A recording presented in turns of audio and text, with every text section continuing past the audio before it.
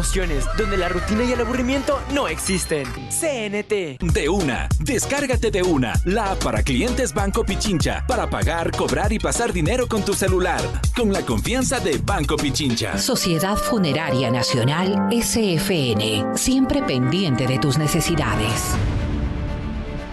Da inicio la revista de opinión Democracia. Buenos días.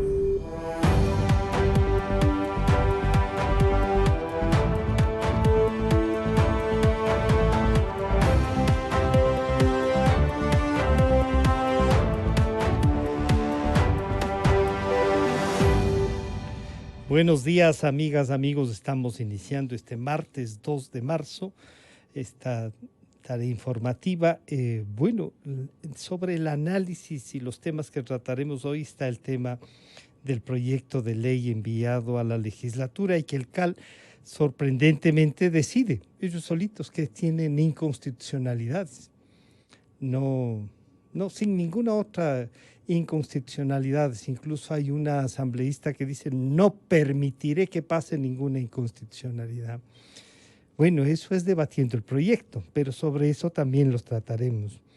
El estado de la economía y cuánto va, no sé si decir a afectar la economía, sino cuánto puede afectarnos la campaña electoral y las propuestas de los dos candidatos finalistas, es lo que les vamos a consultar al economista Vicente Albornoz, al economista Alberto Acosta Burneo y al economista José Hidalgo Pallares. A los tres, muchas gracias por acompañarnos. Bueno, la campaña nos trae no solo el proyecto de ley para el cumplimiento de los acuerdos con el Fondo Monetario Internacional, sino en definitiva las propuestas económicas y la visión económica que tienen los dos candidatos finalistas, tanto el señor Arauz como el señor Lasso. Los dos nos han hecho análisis, los dos han visualizado, digamos, cómo miran y cómo creen ellos que podrán manejar la política económica. Vicente, bienvenido, buenos días. Un primer acercamiento a las dos propuestas y cómo diferenciamos a los dos candidatos si es que hay algo muy marcado, y esto cómo nos puede afectar en este momento económico. Bienvenido, Vicente, buenos días. Muy buenos días. Bueno, a veces los votantes se confunden cuando hay dos candidatos con políticas más o menos similares. En este caso no nos pasa eso. No nos pasa eso de ninguna manera. Creo que tenemos dos candidatos con políticas completamente divergentes, completamente distintas. Y yo creo que ahí el rol de la libertad es lo que más diferencia a los dos candidatos entre sí.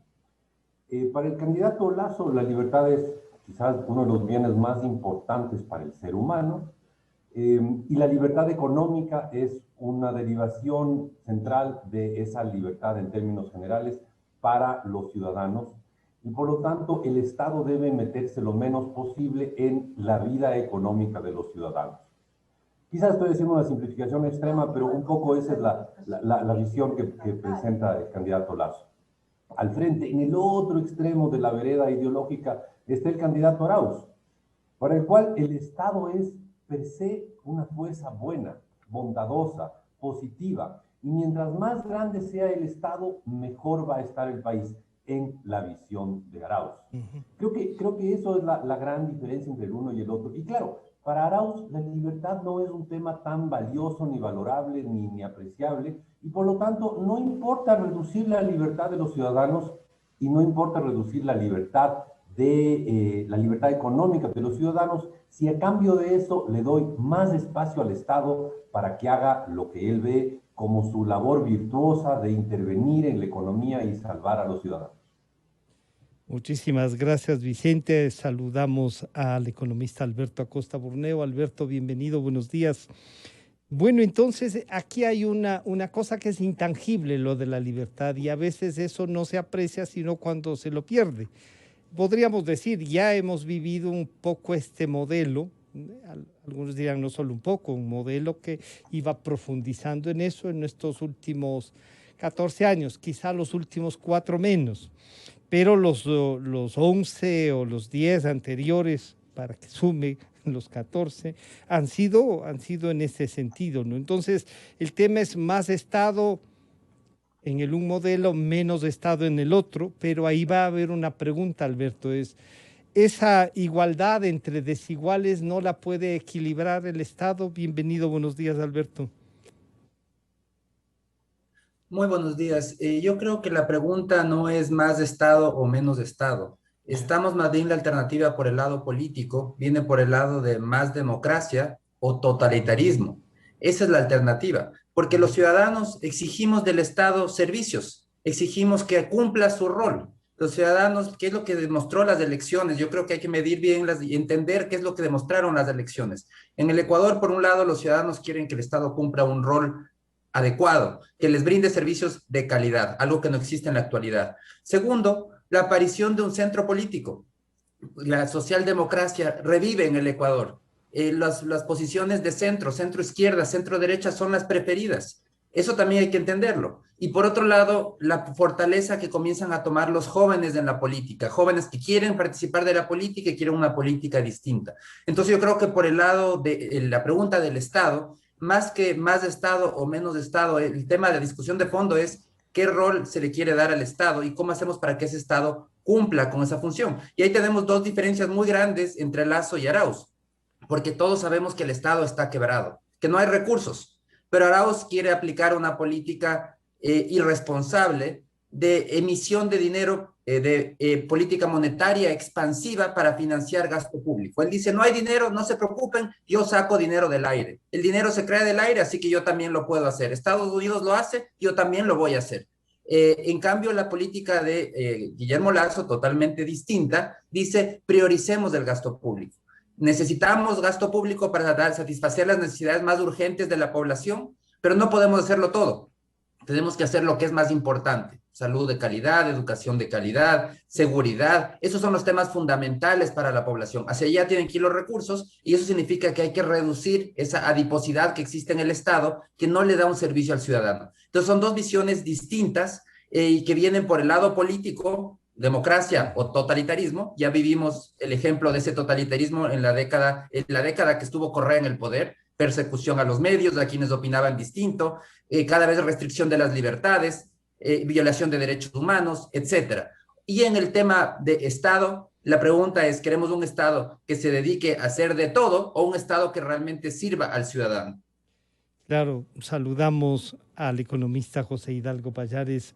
José, bienvenido, buenos días. Entonces aquí ustedes van ubicándole, los dos primeros invitados han ubicado ya la visión y los modelos. Y esto puede ayudar o no a terminar estos meses que nos faltan. Comenzará la gente, y en el caso, por ejemplo, del CAL, parece que comienzan a buscar contactos para alinearse. Puede afectar esta visión, porque entonces aquí hay dos modelos claramente definidos.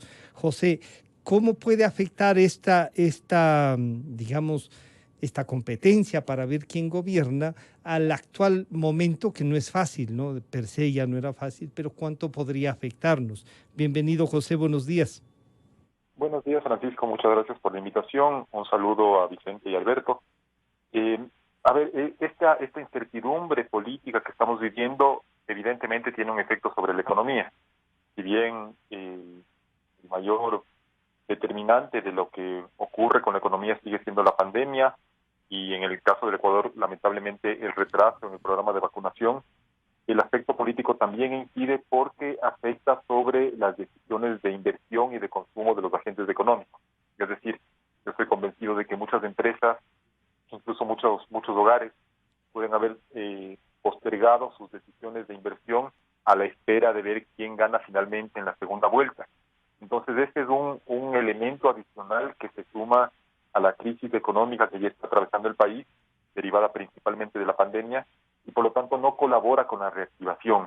Si a eso sumamos, obviamente, de parte del candidato Arauz principalmente, un discurso que no es sostenible o que no va de la mano con un modelo de dolarización, entonces el nerviosismo puede aumentar incluso más.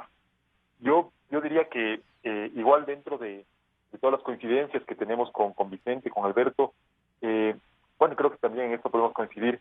Hay un tema en el cual tenemos que tener presente que hay gente que tiene un buen recuerdo del correísmo. Es decir, nosotros estamos conscientes de lo que señaló Alberto, la violación a los derechos humanos, restricciones a la prensa, persecución a los opositores, sin mencionar un manejo económico claramente insostenible.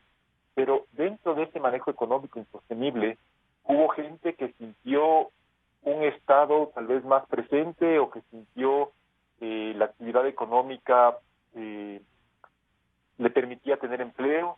Y lo importante ahorita, yo creería que es no querer echar abajo esos recuerdos, porque finalmente la gente tiene conciencia de lo que sintió, lo que vivió en ese momento, sino saber explicar que esa bonanza que vivimos en buena parte de la década en la que gobernó Rafael Correa no fue por mérito de él, sino que fue por un contexto económico internacional absolutamente favorable para el Ecuador, con un precio del petróleo récord, con un dólar débil a nivel internacional, lo que permitió implementar un modelo de expansión del gasto fiscal que ya no es viable en este momento.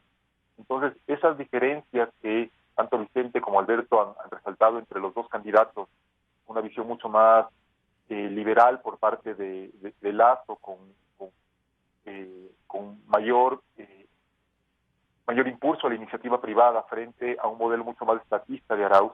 Yo diría que, además de esa enorme diferencia que existe entre los dos, ahorita se suma un tercer elemento, y es que ese modelo que Arauz pregona y que busca generar en la gente el recuerdo de lo que fueron los buenos años del correísmo, ya no es viable en la actualidad. Fue un modelo que era sostenible exclusivamente con el contexto internacional que estábamos viviendo en ese momento y que se aplicó también en otros países que actualmente están sufriendo catástrofes económicas, como principalmente Venezuela, que es el ejemplo ya más manido tal vez. Y más cercano, pero es que es más cercano, están en nuestras calles. José, pero no resulta atractivo y parece que en la primera vuelta le dio resultados, digamos así, el ofrecer $1.000 millones de dólares a la primera semana del gobierno, y a los municipios y consejos provinciales $1.200 millones de dólares, usando la liquidez que tiene el Banco Central del Ecuador, que no necesitamos sino mirarnos hacia adentro y con eso salir, José. Sí, esas propuestas de Arauz son claramente contrarias a la sostenibilidad de la dolarización. Lo que él quiere es utilizar al Banco Central, que en dolarización es un banco de reserva, como un banco comercial, con la complicación adicional de que no quiere que ese Banco Central, con una función comercial, cumpla los mismos requisitos que tiene cualquier banco comercial. Andrés Arauz en su momento dijo que el dinero se crea de la nada, y eso es lo que él quiere hacer con el Banco Central, es decir, emitir una especie de ecuadólares, a cambio de los cuales recibiría seguramente bonos del Estado para cumplir con sus ofertas de campaña. Pero eso claramente va minando las bases de la dolarización y nos introduce a un sistema monetario distinto. El tema es que los ecuatorianos, en la mayoría de los casos, estamos de acuerdo con la dolarización, reconociendo las limitaciones que tiene, pero lo que propone Arauz, de pagar a los municipios y dar estos $1.000 millones de dólares utilizando el Banco Central, atenta contra la viabilidad y la sostenibilidad de la dolarización. Esto es lo que dicen los dos candidatos, tanto Lasso como Arauz, o Arauz-Lasso. Esto es.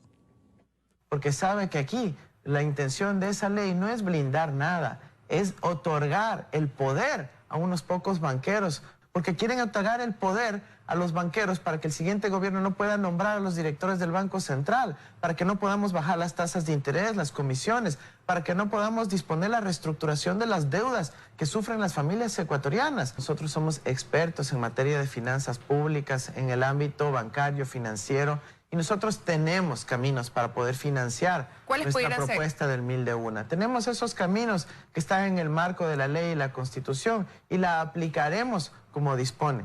Pero nosotros vamos a poder garantizar ese financiamiento porque los ecuatorianos no somos clientes pues apenas de un banco, somos los dueños de ese recurso público, somos los dueños del patrimonio nacional Y en una emergencia como la que estamos viviendo, tenemos que, las personas más vulnerables, las familias que han estado más afectadas por esta pandemia, acceder a una ayuda económica. El Fondo Monetario Internacional quiere dar una mano, quiere apoyar nuestro plan, este plan que genera crecimiento económico, que da certidumbre a los inversionistas con el contrato de certidumbre económica, que genera opciones para nuestro país en materia de financiamiento. Bienvenido sea el apoyo, jamás lo hemos negado.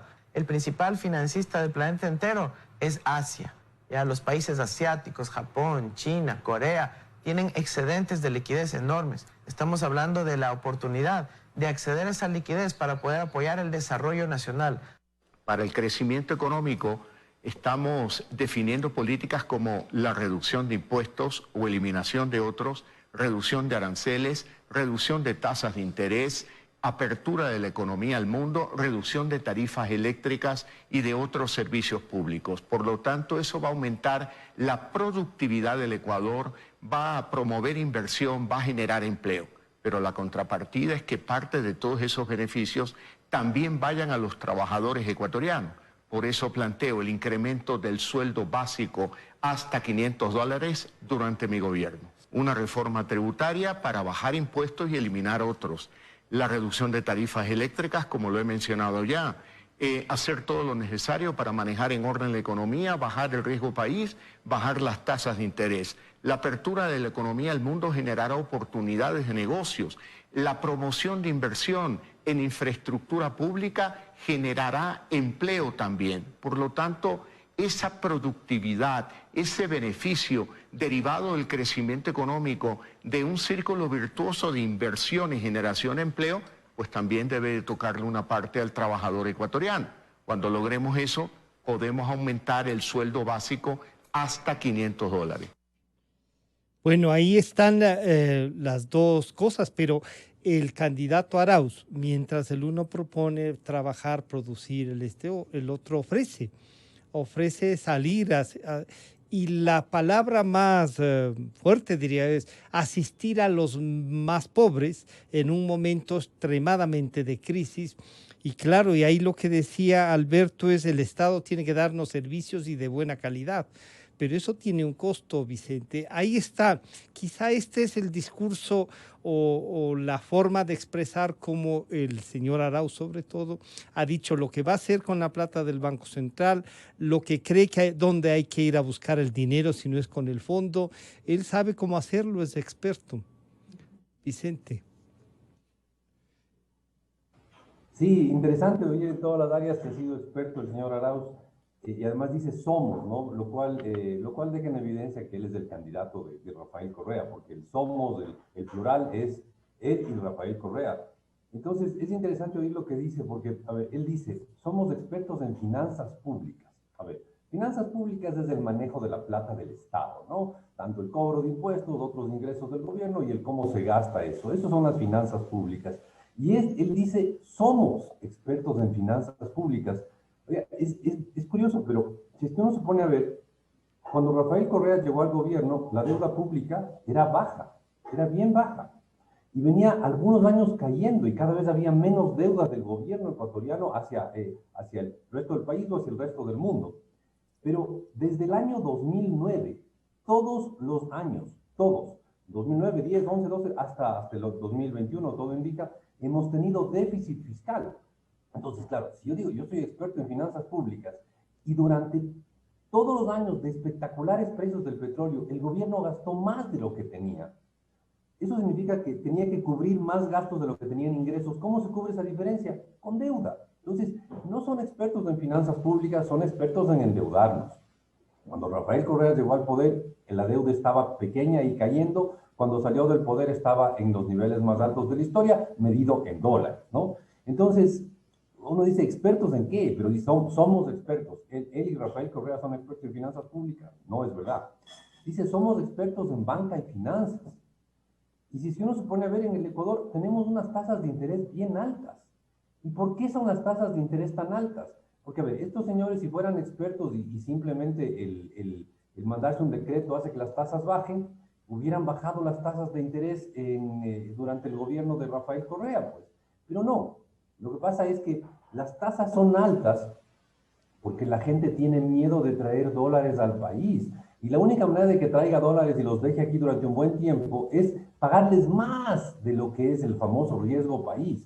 Entonces hay que pagarle bastante a la gente para que deje dólares en el Ecuador. Y eso hace que las tasas de interés en el Ecuador que pagan los bancos sean altas y por lo tanto las tasas que hay que pagarles a los bancos sean todavía más altas. Y eso es culpa del gobierno anterior. Es culpa del gobierno anterior que nunca logró convencer a la gente, porque no era verdad, que ellos eran un gobierno confiable, que ellos eran un gobierno que iba a manejar bien su plata. Y por eso resulta que tenemos unas tasas de interés altas. Entonces, bueno, está bonito que se digan expertos en todo, pero en la práctica no lo son. A este paso yo me voy a decir experto yo qué sé, en cirugías cardíacas, experto no sé, en diseño de plantas nucleares, cualquier cosa de esas. Porque estos señores dicen ser expertos, además, importa el plural, ¿ah? Somos. Sí. En el plural expertos está... de todo y en la práctica no lo son. Claro, Alberto, como nos hace notar, y el plural siempre es un discurso, se podría decir que de izquierda, cuando resultan incluyentes con todos, y somos se refieren a todos. Pero en este caso el somos, como dice Vicente, es el candidato Arauz y el expresidente Correa, son ese grupo, o en último de los casos son los que han gobernado estos años, ¿no?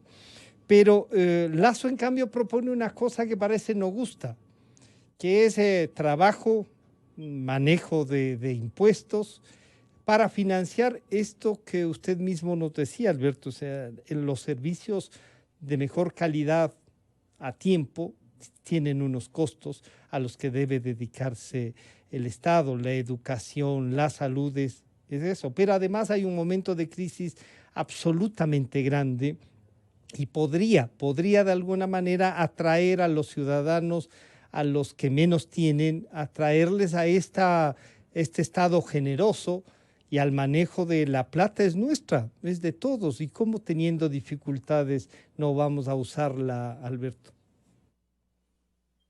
Bueno, empiezo por el lado del Banco Central y decir que la plata es nuestra. Ahí hay un error. La plata es de quien depositó ese dinero. ¿Y quién depositó ese dinero? No es que es de todos. Los que depositan es cada familia individual. Pepe Pérez, cuando va a una cooperativa, entrega su ahorro de $100.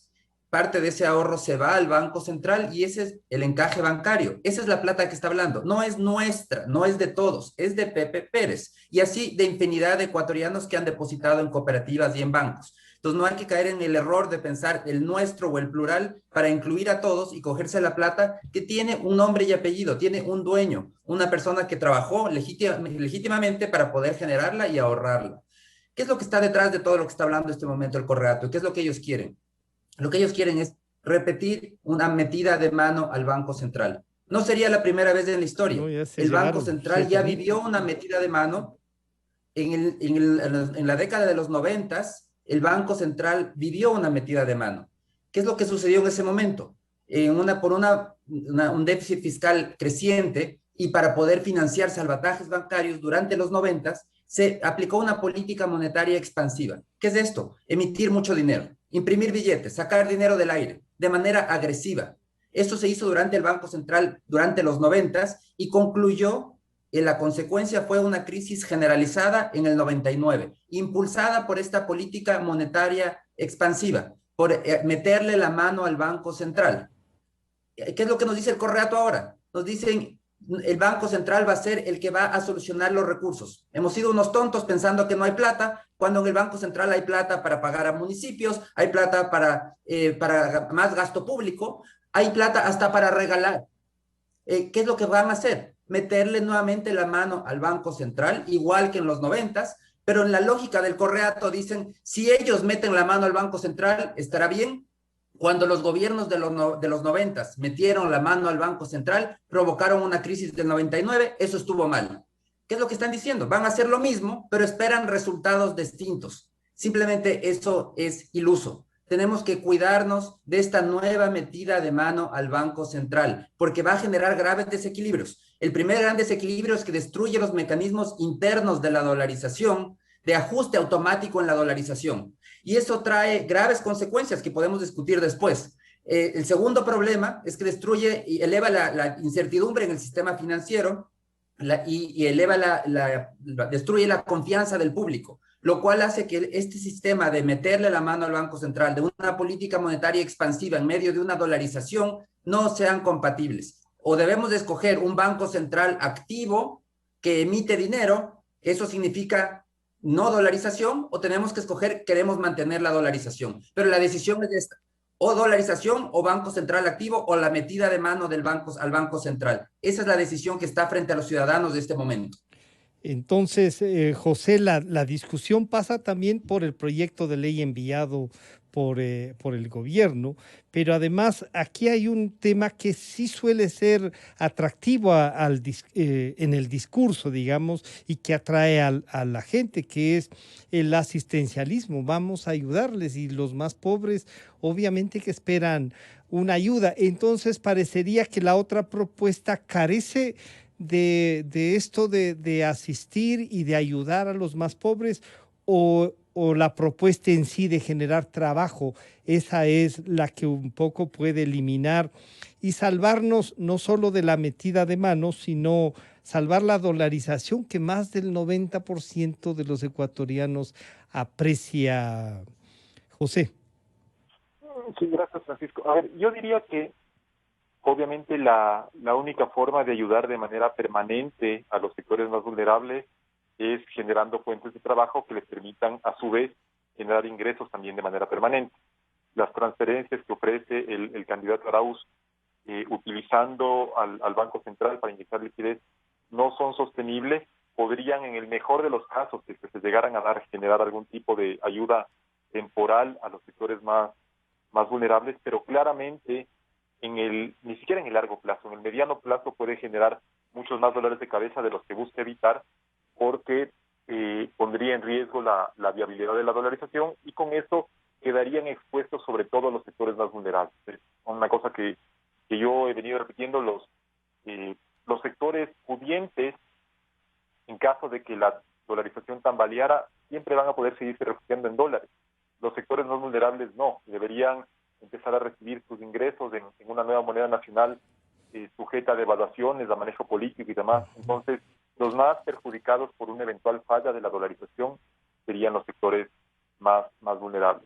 Luego, el candidato Arauz también menciona insistentemente esto del proyecto de ley que, bueno, ayer el CAL rechazó, atribuyéndose competencias que no le son propias, que este proyecto de ley busca privatizar central y otorgar el control de la política financiera a los bancos. Y esto es absolutamente falso. En la actualidad, Francisco, el Banco Central tiene una gerencia que es nombrada por el Ejecutivo, y hay una Junta de Regulación Monetaria y Financiera que representa exclusivamente al Ejecutivo. El proyecto de ley lo que busca es que el directorio del Banco Central esté conformado por 5 miembros, elegidos de una terna, sí, que envía el Ejecutivo, pero que tiene que ser aprobada por la Asamblea. Y esto, frente al escenario actual, claramente garantiza un mejor equilibrio de poder. A esto se suma que los candidatos para el directorio del Banco Central, o las personas que podrían formar parte de la terna del Ejecutivo, tienen que cumplir algunos requisitos importantes, no solo en materia académica, sino que tienen que ser también independientes del poder político, en el sentido de no estar afiliados a ningún movimiento. Tienen que ser también independientes del sistema financiero, porque en un periodo de tiempo no pueden haber ejercido roles como administradores o directores o haber sido dueños de instituciones del sistema financiero. Y además, un motivo para removerlos de sus cargos, que se llegaran a ser directores del Banco Central, es incurrir en un conflicto de interés.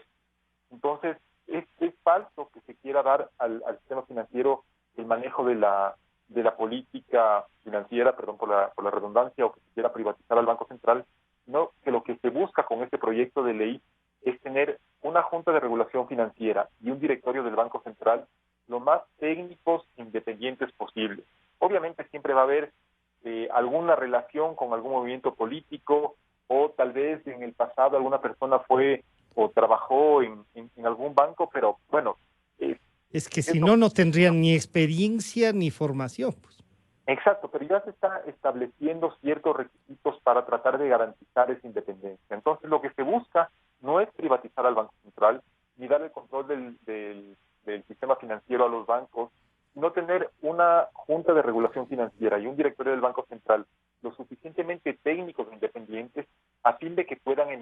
regulación adecuada a los nuevos tiempos, que siga los estándares internacionales y que esto permita atraer más participantes del sistema financiero ecuatoriano, que actualmente está compuesto principalmente o básicamente por bancos de capital nacional.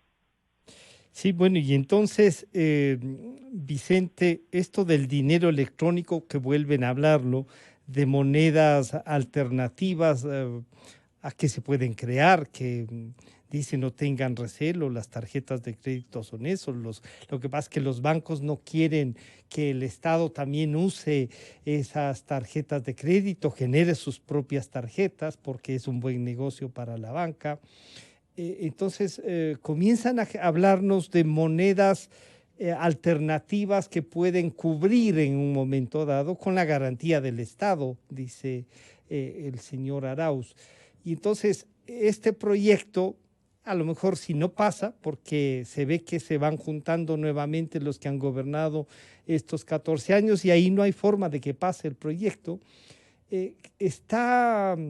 yo diría, está desprotegido el Banco Central sin este proyecto, o cómo cubrirlo frente a las propuestas que hacen los dos candidatos, Vicente.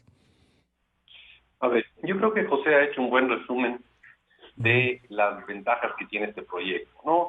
Es un proyecto que busca darle una cierta autonomía al Banco Central. ¿Una autonomía para qué? Básicamente para cuando el gobierno le pida plata al Banco Central, el Banco Central tenga suficiente independencia para decir no le voy a dar plata.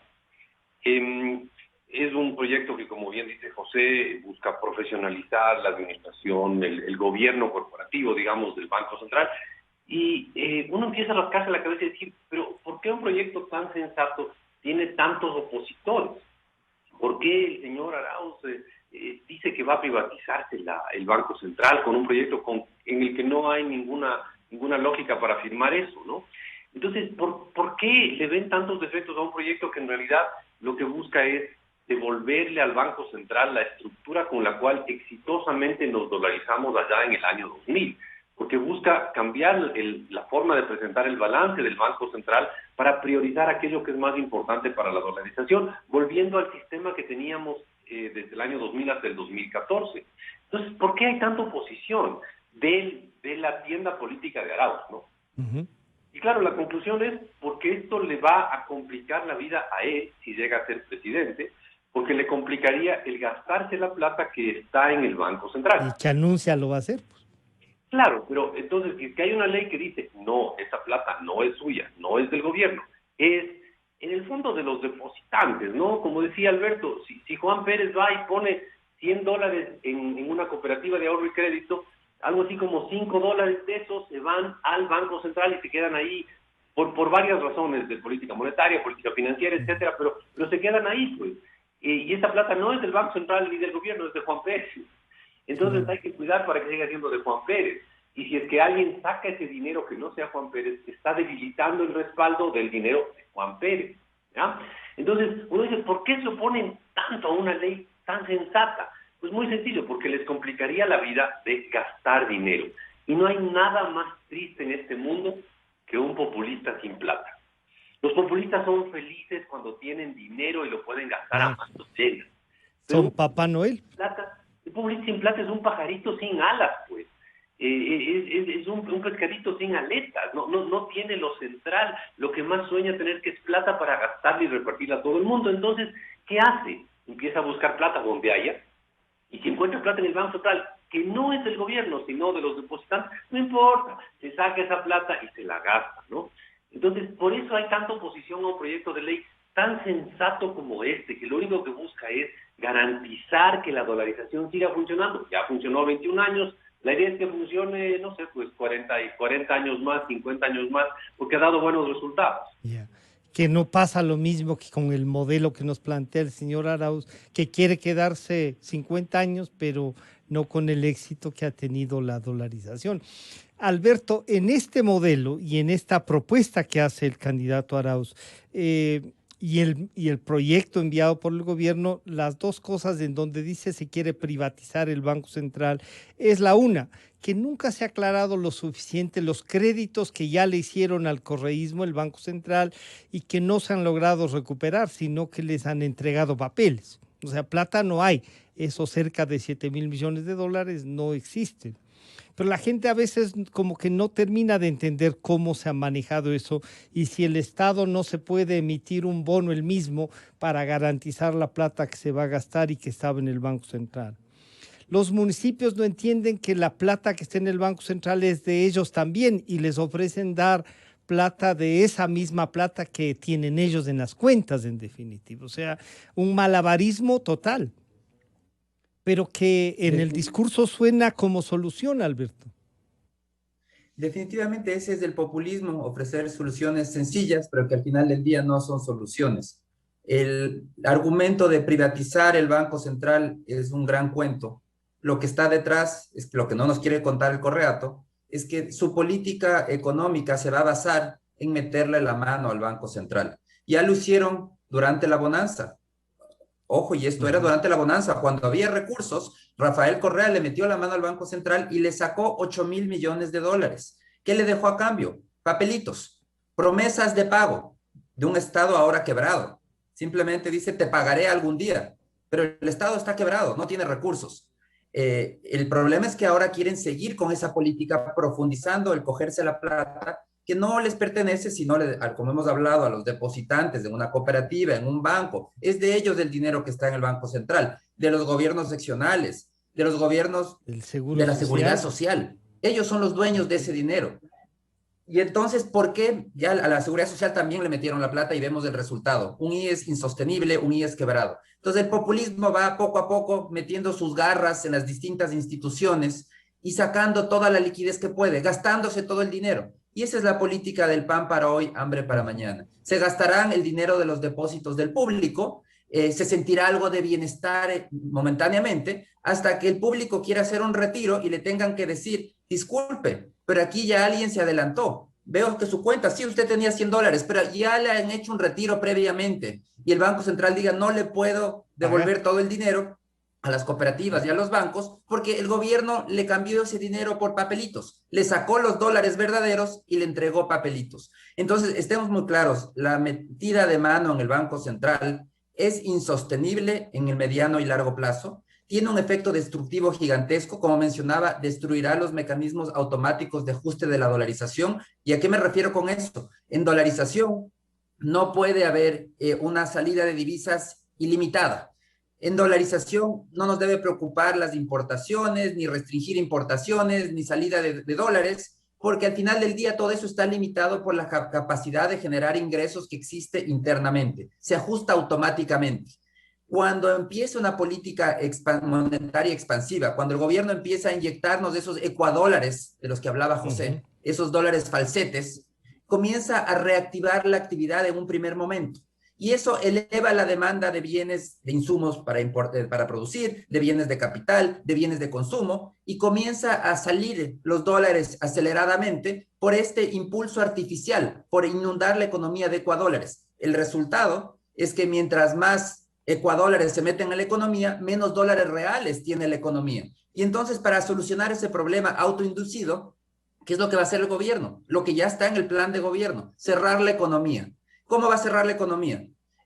Con salvaguardias cambiarias, aranceles al máximo, restricciones a la salida de capitales, restricciones administrativas, mecanismos equivalentes al ISD. Arauz en algún documento académico hablaba de un mecanismo equivalente al 27% del ISD. Todos esos son mecanismos para cerrar la economía, para corregir un problema que ellos mismos crearon, un problema autoinducido. Elevan con ecuadólares, con dólares falsetes la economía y después ven que les faltan dólares reales en la economía. Y eso es lo que no se puede permitir, porque al final del día este impulso no dura ilimitadamente, sino que se acaba cuando las personas pierden confianza y piensan que van a perder sus dólares verdaderos. El día que se pierde la confianza en el sistema, se acaba el esquema y se forza una salida de la dolarización, una salida como la que vivió Zimbabue. No es algo nuevo, en el mundo ha sucedido también.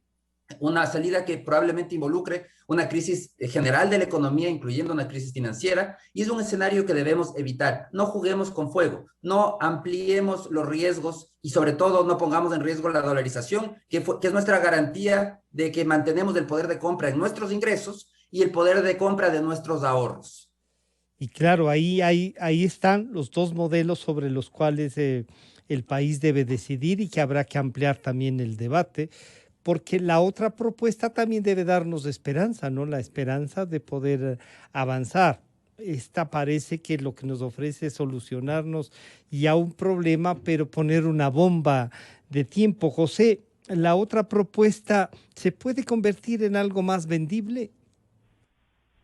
Sí, yo creo, Francisco, que claramente la propuesta de tener empleo es sumamente atractiva para un número enorme de ecuatorianos que han caído en situación de desempleo o de subempleo o de empleo inadecuado en los últimos meses, en gran parte como consecuencia de la pandemia, a los que se suman aquellos que ya estaban buscando trabajo incluso antes de toda esta crisis.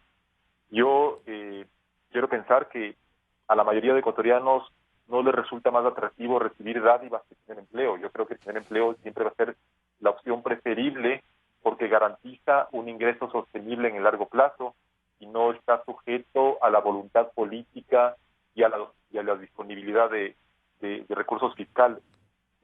Obviamente, en una situación tan complicada como la actual, que venga alguien a decirnos voy a regalar $1,000 a 1 millón de hogares, siempre puede resultar atractivo, pero en este panel creo que hemos tratado de dejar clara que esa propuesta bien puede resultar atractiva en un primer momento, puede ser sumamente dolorosa en un futuro no muy lejano, y es que implica la pérdida del sistema monetario que tantas ventajas ha traído al país.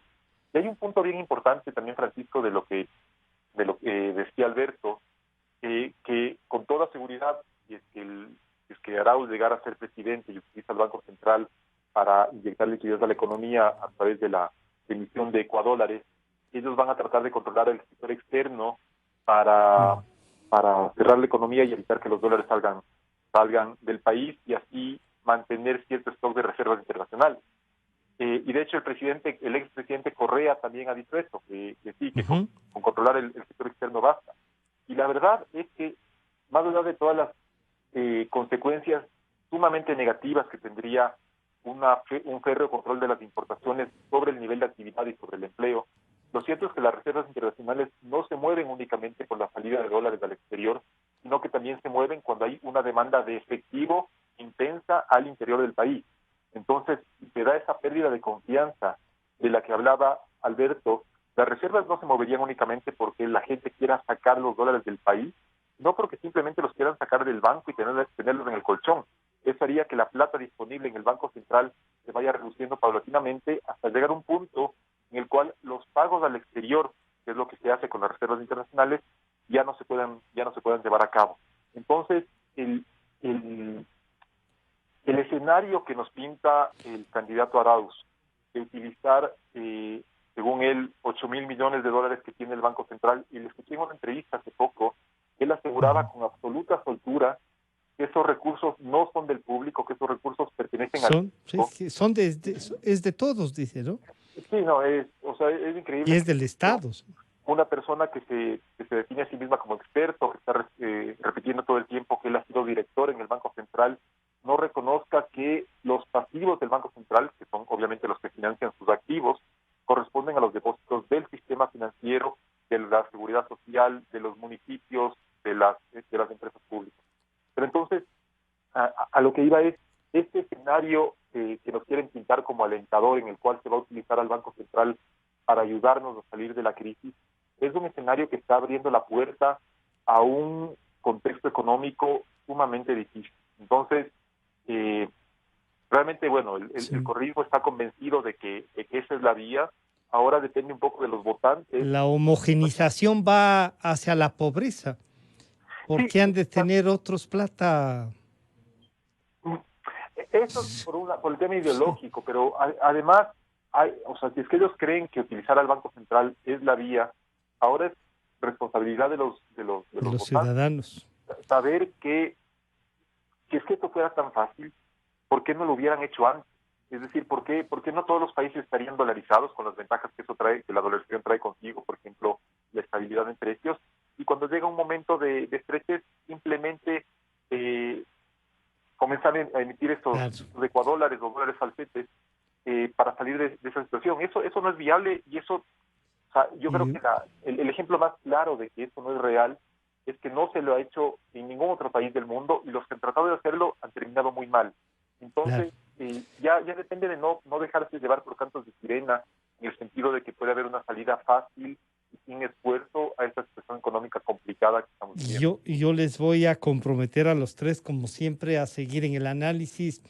Veamos cómo avanza la campaña. Ya va a arrancar la segunda vuelta electoral, y los dos modelos que están en juego van a tener necesidad de ser explicados con todas estas dificultades y con todas las trampas de la publicidad que pueden tener, porque el discurso puede resultar atractivo en un momento.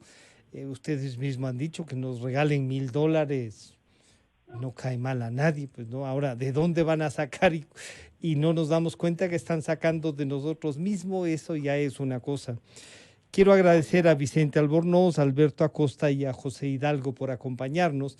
Estaremos en contacto. Muchísimas gracias a los tres. Muchas gracias. Muchísimas gracias. Gracias a ustedes también.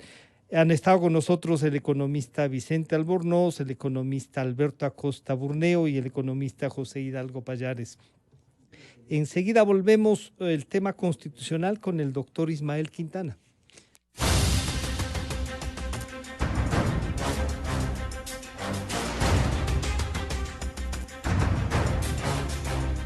La revista de Opinión Democracia agradece a las siguientes marcas.